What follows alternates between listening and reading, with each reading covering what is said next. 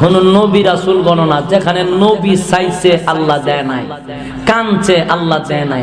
নবীরা তো যদি হেদায়েত থাকতো সর্বপ্রথম আবু তালেব জান্নাতের উচ্চ মাকামে থাকতো, আবু জাহেলও থাকতো, ঠিক না? যেহেতু নবীর হাতে হেদায়েত নাই, আবু জাহেল, আবু লাহাব, আবু তালেব জাহান্নামে গেছে।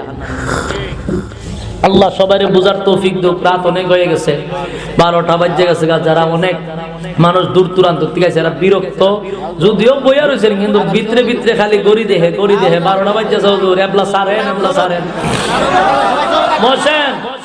আবেগের সাথে টেলা দিলে চলতো না। রাত বাজে 12টা, এরপরে আপনারা যে রাস্তা, ভয়ঙ্কর রাস্তা, বাড়ি ঘর নাই, গাছের তলে দিয়া কোন কাম করে, গাছ কুবাইল দেখছি কতলা, আমার পানি শুকাই গেছে।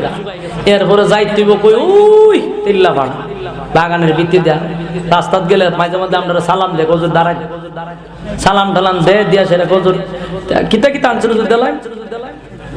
দেলান হুজুর খুব আদবের সাথে আবার নেয়। একটা আমি কই ভাই আমরা যদি মানছে দেয়, কামনার মানছে দেয়, আমরা নেই, অসুবিধা কি? আমরা তো অন্য কেউ নেই না, আপনারা আনবেন, আমরা দিবেন।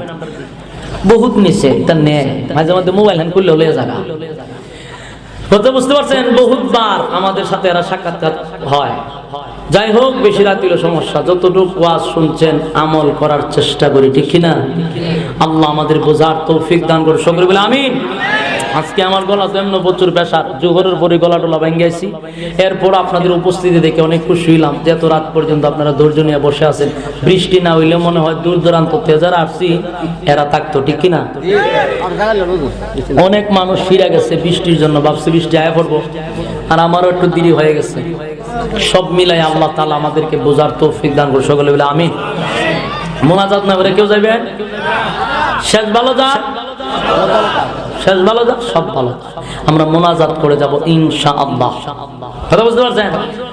আর আমরার কাছে খালি দোয়া চাইেন না, আমরার জন্য দোয়া করা দরকার, কথা বুঝতে পারছেন? আমি ভাই আপনার হবিগঞ্জের মানুষ না, জেলা তোমার হবিগঞ্জ, কিন্তু ভিতরে অনেক কষ্ট রইল।